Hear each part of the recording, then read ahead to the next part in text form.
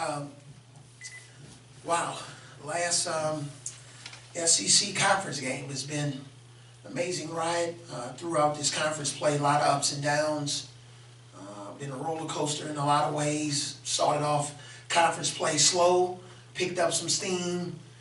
Been up and down here recently, but it's not without guys really caring about each other and winning and trying to do it the right way. So as we approach this last game on the road against Georgia, you know, for their senior night, we're going to have to play some really good basketball on both ends of the floor and not just on one end. Hopefully pick up the pace a little bit.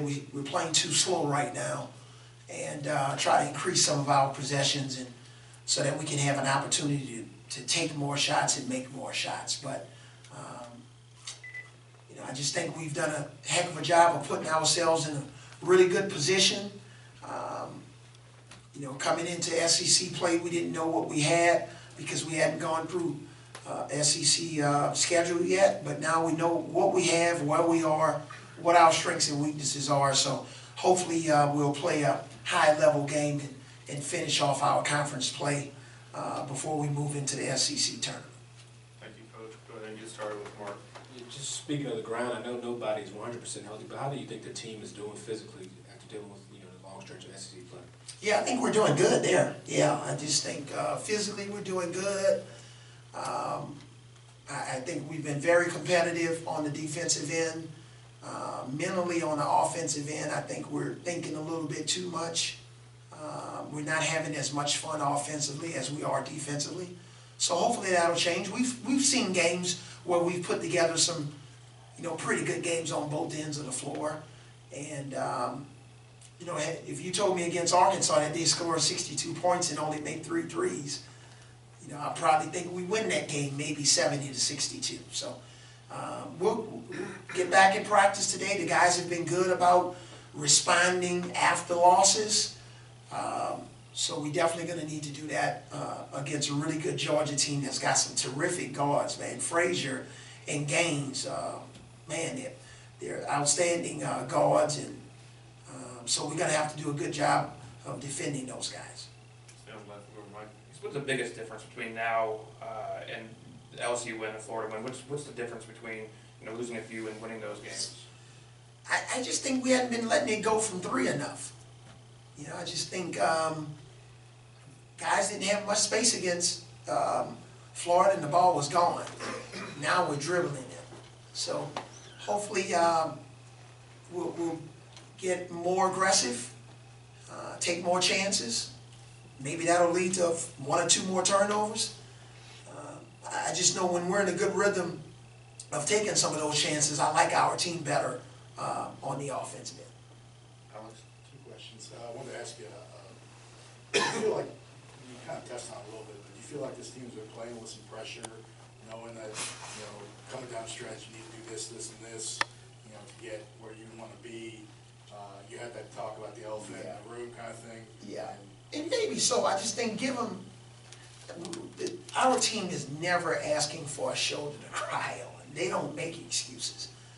But this is the first time a lot of those guys have been through this. And, I mean, Redden made it, what, his first year, but he didn't have a significant role.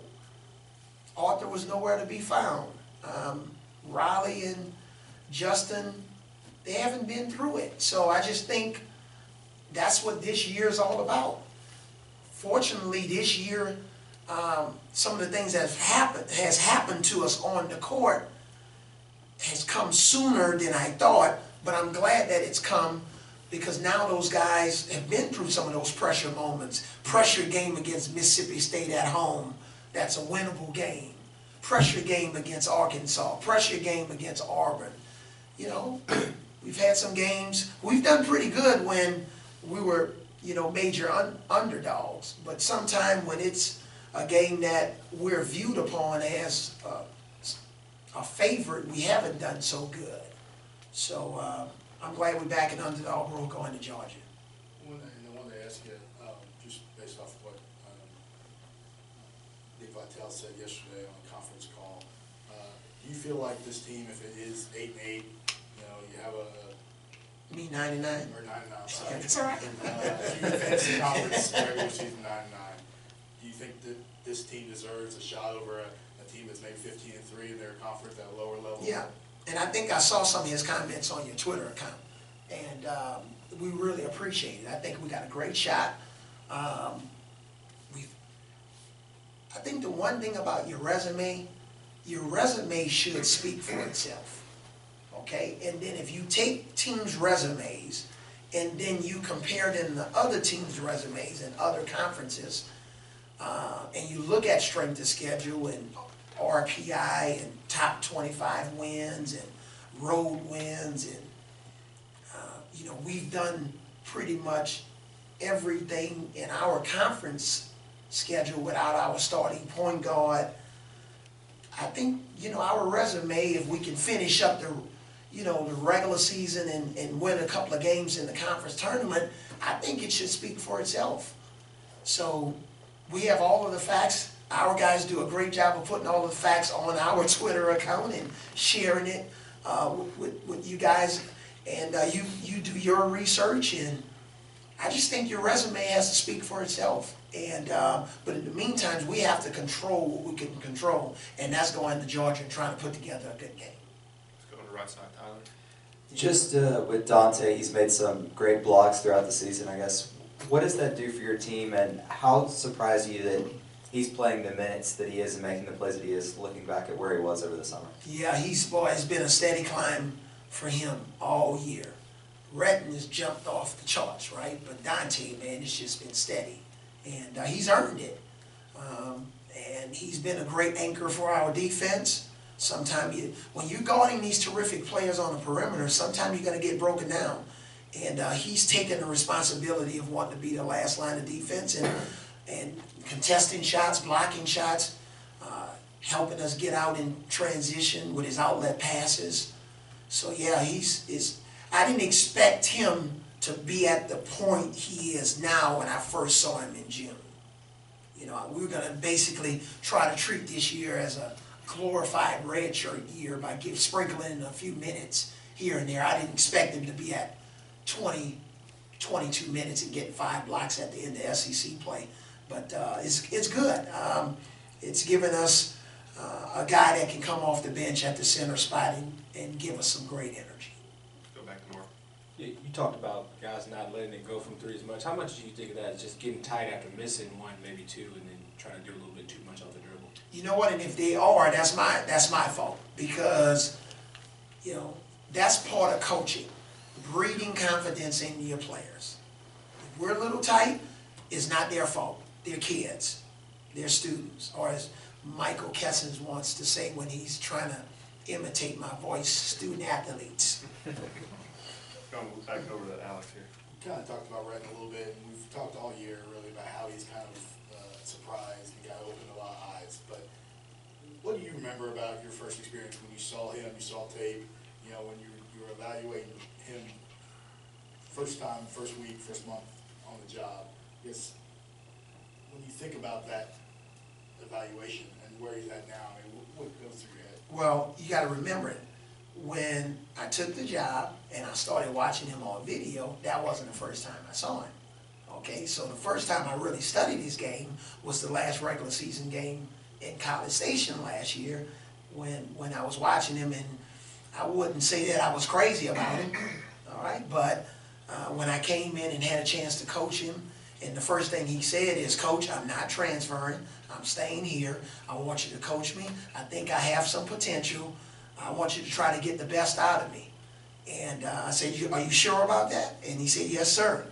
And when he got in practice and I saw him battling with, you know, Dejon, and they were going back and forth and you know, coming in after practice, reviewing our practices on video, I was thinking, man, you know, we got a guy that has a football-type body that has the ability to shoot the three and really work downhill, and if we can help him improve his ball handling skills and grow his confidence a little bit, we may have something here. So that's kind of how it's all evolved. And then today, which really brought joy and almost a tear to my eye, was when his family came in to say hello to me today. All of Boss Hines And the mom and dad was just so proud of him and happy that I've had a chance to coach him for a year. Now, I want to ask too, how much do you feel like your approach to the game, a little wide open, especially from the guard position, allowing him to drive the basket like he does, has really allowed him to kind of blossom a little bit? Yeah, I didn't have his physical gifts, but I was a downhill player, and we talked a lot about that stuff, of some of the things I saw on the floor. I don't like using my playing career, especially with young guys, but some of the older guys like Arthur and Riley, they seem to have benefited from some of the stories I've told about when I played. We got time for about one or two more questions. Go ahead, Charlie. Just saw a video of Dazon testing out a new piece of equipment. Yeah. How good is that to see him back running, and how big is that for his recovery? Well, the reason why he's testing out that new equipment, because we have an administration, especially, on the sports side, led by our athletic director, Bill Battle, who gets it. They respond when there's a need, okay, in terms of equipment. And that Ultra G treadmill, man, it's something that we needed. We love it. It's going to be a great tool for us. And I'm just happy to see Dejon off the scooter, out of the boot, and we'll continue to condition him, and he's going to get better and better. And hopefully, at the right time, the appropriate time, he'll be on the floor going through more basketball activities with contact. But now is not that time.